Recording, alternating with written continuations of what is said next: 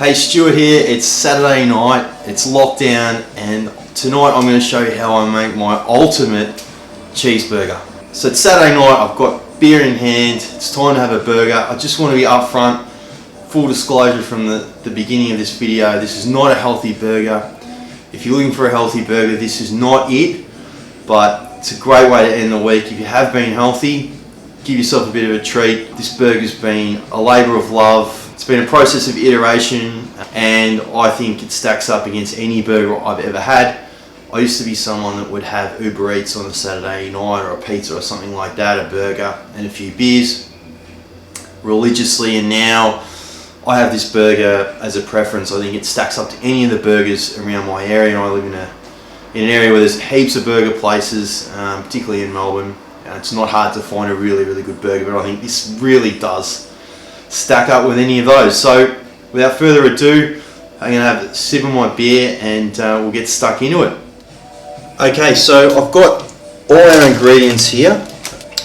Now, the main thing is the mince. So you want to make sure you get good quality mince. This is a grass-fed beef mince. Really nice colour, got a lot of fat through it. I don't get a lean mince, I get a regular mince. That's 500 grams, and that should make about 3 burgers or 4 burgers depending on how hungry you are.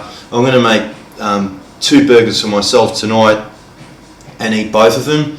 I'm not apologising for that either, but you're more than welcome to make 1 burger or 3 or 4, however you want to cut it with the 500 grams. So we need good quality mince, some cheese slices. I get the pre-sliced bigger ones that are, yeah, it just makes it easier to put it onto the burger. You don't have to do that. These are all the items for the sauce. The sauce is the most critical component outside of the meat, and I'll show you exactly how to make the sauce. Tomatoes, and we've got some brioche charcoal buns, which I quite like, which we'll toast, and then just some baby rocket from Coles. There's a little bit of greens in there. So we've got some onion too. That will be our first thing that we'll do. We'll grill some onion off, and I guess the last thing is 2 skewers to hold this bad boy together. It's a big burger, so you will need to stick something through the middle of it to eat it properly. Anyway, so let's jump into it. Okay, so as you can hear, the tunes are playing in the background. I've got a live stream, which is very lockdown, isn't it? I got a live stream, John Course live stream on a Saturday night. I'd highly recommend that. Anyway, we've got our onion. Now, what I'd suggest is the onion gets cooked first. It's just so much easier to grill the onion off before you start your burger. This is a bit of a process, so I'll give you a few shortcuts so that way you can sort of whiz through this quite quickly. But the easier you make this on yourself, the better.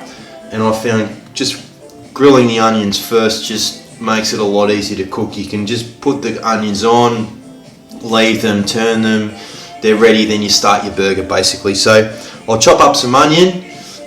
You can sort of see how I chop it up, and it's pretty straightforward. Okay, so I've chopped my onions up, as you can see, just in circles. Pretty straightforward. You can knock the middles out of them if you want to. I'll do that. But yeah, you definitely can't have too much onion, and it will cook down, even if it feels like a lot. For 2 burgers, it'll actually cook down quite nicely. So you can have onion quite brown, which is the way I like to do it. So a little bit of oil into the pan. Don't worry if the pan isn't hot either. Just stick them in there, and then you can go and have another beer or whatever you want to do. Watch some TV, and just let those grill off nicely. Stick all that onion in there. So I use a separate pan for the onion. It's just easier. Use a smaller pan for the onion, and they'll grill off. Generally it takes probably about 10 minutes to grill the onions completely once they're totally cooked, but we'll come back and I'll show you when they're completely cooked. Okay, so our onions are pretty much done. If you can see, there's a little bit of brown there. It's very hard to overdo onions. It's, you know, even if they're a little bit black, they still taste awesome when they're grilled like this. So I just get them to that point, take the heat off, and just leave them in the pan to the side until I've finish the rest of the burger. So now let's start on the mince. So what we want, some nice grass-fed mince there. I generally just stick some baking paper down and split it into thirds or quarters. I haven't done a very good job here. You can see I'm not very good at maths, but right, I'm going to split this into thirds. So I'm going to do 3 burgers out of a 500 gram pack. But you can do 4. A nice big tasty patties, what makes a good burger, so you don't want it too thin. We're not eating at McDonald's here. So three decent burgers. I might make 2 a little bit bigger and keep 1 aside for tomorrow, which I might grill up. So this is so there we go. Okay, I'm having to switch to the phone because the other video camera I was using is not working for some reason. So I just want to show you, this is about the way you want to roll these. It's like a ball, and what I do is I'll show you in a second, is salt and pepper in the top of each one, and then when we put it on the pan, squish it down. So I'll salt and pepper these now so you can see. So you can see those salt and pepper in the top, and that will give us a nice crusty exterior, which is what we want, which makes a good burger. So now I'm going to heat the pan up and we'll get these burgers on. So I was hoping to do this and have 2 hands free, but unfortunately due to the other video not working, I'll just have to show you with 1 hand. So just a little bit of oil. Just get that going on the pan.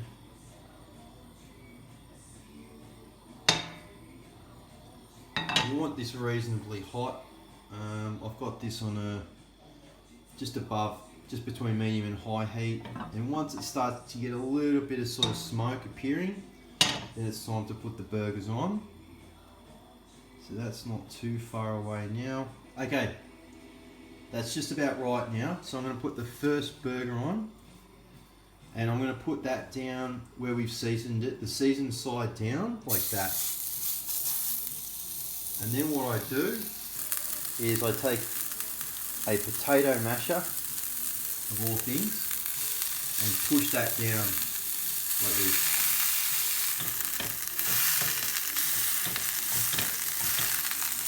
Okay, and then I repeat that for the other one. Season side down, and we push on it like that. Now,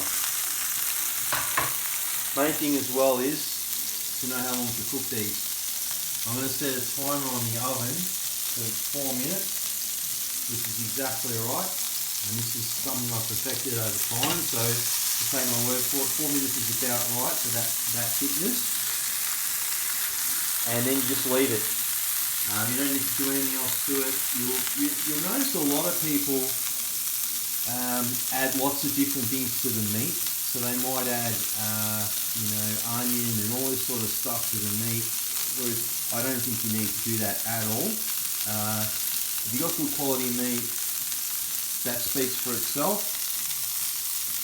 And don't need to do a lot to it. So that's how you do the meat. Just leave it there for 4 minutes and just start on the rest of the condiments and the tomato and the buns. This is one of the most important elements of this dish, is the sauce. Absolutely critical that you get this sauce right.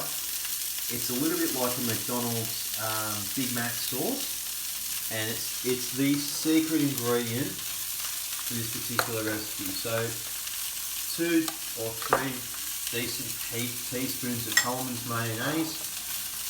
Definitely, if you can get Helmans, that's what I'd recommend. That in there. Then we want, next is some ketchup.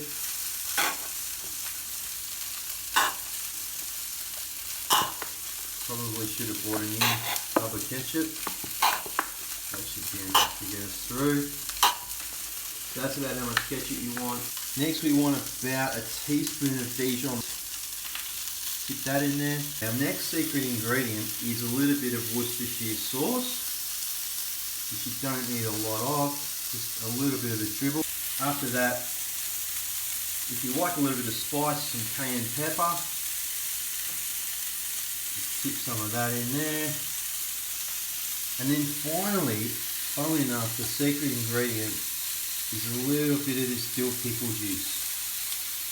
So 2 teaspoons is about right. I use a cucumber dill. We're going to actually put some dill cucumber in the burger as well, but all you do is just stir that up. Get it nice, get the mixture nice. Give it a nice stir. Apologies again for having to use one hand, but I'm hoping to use 2 hands. You can see the sort of consistency you want. So that's the sauce ready. So that's perfect. That's what it should look like. Okay, so our patties are now beating, which means we need to turn them over. Give them a quick season with salt and pepper on those sides, and then flip them across, and then we're going to cook them for 3 minutes. Over, as you can see, a nice crusty exterior there. And what I'm going to do now is put some cheese on. Okay, so 3 minutes. Put the cheese on top. I'd have 2 slices per patty. That's definitely the way to do it. And that will melt. That should melt in 3 minutes. So you don't need to do anything to it. Just leave it. Just let it melt on the pan, and it'll be absolutely golden in 3 minutes time. Now we get 20 seconds left. You can see what it should look like. You can see the cheese is sweating and it's melting, and that's almost finished. And what I would do then is just turn the heat off. Hear the oven beeping, so that's finished. The meat's definitely been cooked through. The cheese is melted just perfectly. So those are ready to put on the bun. So let's get the rest of what we need ready. So let's get these burgers onto our buns. Now what I've done is I've toasted these buns slightly, so they've just got a bit of a toasty crunchiness to them. Don't overcook them. Don't even need to toast them if you don't want to. It's not essential, but I like to do that. Now what we need to do is firstly add some of our special sauce to the top. Add a lot on there. Some to the bottom as well. And that sauce will just sort of ooze out of the burger. So now also too, I use rocket. Now you don't have to use rocket. You can use any sort of lettuce. Just grab a handful and squeeze it, scrunch it up like that, and that'll mean it'll sit nicely on your bun. Let's add that next. Okay, so we've got our burgers in place on the bun. So the next step is, let's grab some tomato, which we've already pre-cut. A nice thick piece of ripe tomato goes really well. Add those there. And remember our grilled onions, don't forget those. So we'll add those on top. Just grab some tongs and add them on like that. Add as much as you like. As I said, you can't really go wrong with onions, so I like to have a lot of onions. I like to use a whole onion for 2 burgers. Just pile that up there. It's starting to smell pretty good. And then also what I like to add at the end is just a few ribbons of dill pickle. Now you don't have to add this if you really don't like pickle. If you're one of those kids at McDonald's when we were children that took the pickle out, you probably won't want that, but that is essentially it. Now the pièce de résistance, as I would say in Francais, is to at the top of the burger, and it's a delicate balance.